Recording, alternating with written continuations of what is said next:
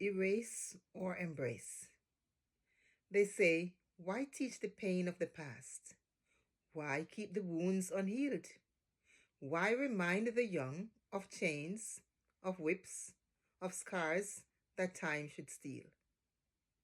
But I ask, is silence the cure for injustice?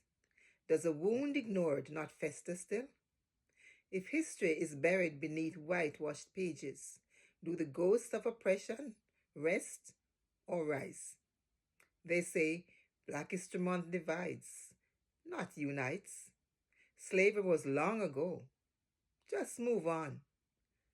This country is free, equal, just. Why look back when we should look ahead? But I ask, did moving forward ever mean forgetting? Did healing ever come from pretending the sickness never was? When they strip our stories from the shelves, are they not also stripping our dignity, our truths, our proof that we belong? They say DEI is unfair, affirmative action is unjust. Why should race be a factor at all? Let merit be the only measure. But I ask, how do we measure when the scales were set unevenly?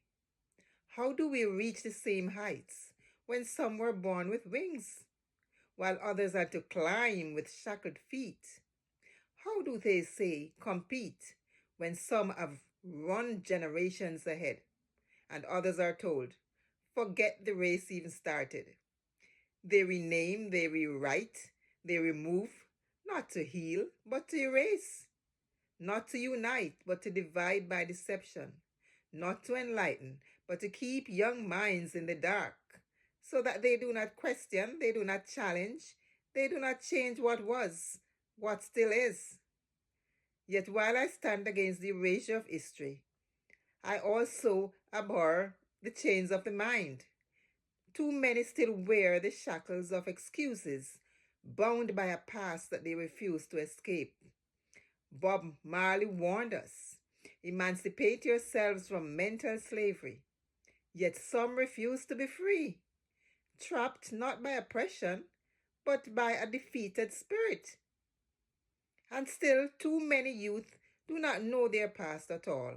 They move recklessly, lawlessly, aimlessly. No honor for the ones who bled and built. No gratitude for the ones who rose and resisted. If they knew, if they truly knew, would they trade their ancestors' struggle for street wars? Would they take life so lightly if they knew what was lost to get them here? Garvey warned us, a people without a knowledge of their past is like a tree without roots. No strength, no direction, no history, no future. So I ask again, who does it serve to keep us ignorant? Who benefits when we forget? Who fears the truth enough to ban it? And who stands to lose if we remember? I say rise up and reclaim what was always ours, our voice, our past, our power. So as you can see, this poem reflects the growing movement in North America, I must say, to suppress discussions about race, about topics like slavery and Black history under the guise of avoiding division. You'll hear slavery is too painful for our young people. And so we are now seeing book bans and the dismantling of different initiatives. These are all signaling a deliberate attempt to rewrite history. These are not to heal wounds, but to erase them. And some are also arguing that Black History Month is unnecessary, that slavery is too painful to discuss, and that discussing racism keeps it alive. But history, whether it's painful or triumphant, is not a thing to be forgotten, to be pushed under the rug. It is something to be learned from. So if we do not teach the horrors of the past, we risk repeating them. If we do not acknowledge the structures built on oppression, we cannot dismantle them. Because to deny history is to deny justice, and it's to deny the truth. So we must always remember, be aware that remember and be aware that a generation that does not know its past is easier to control. If young people do not know about racism, systemic racism, they will not fight against it.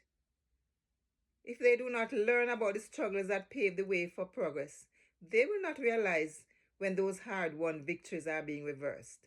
We must not allow them to rewrite history, people, to suit their narrative.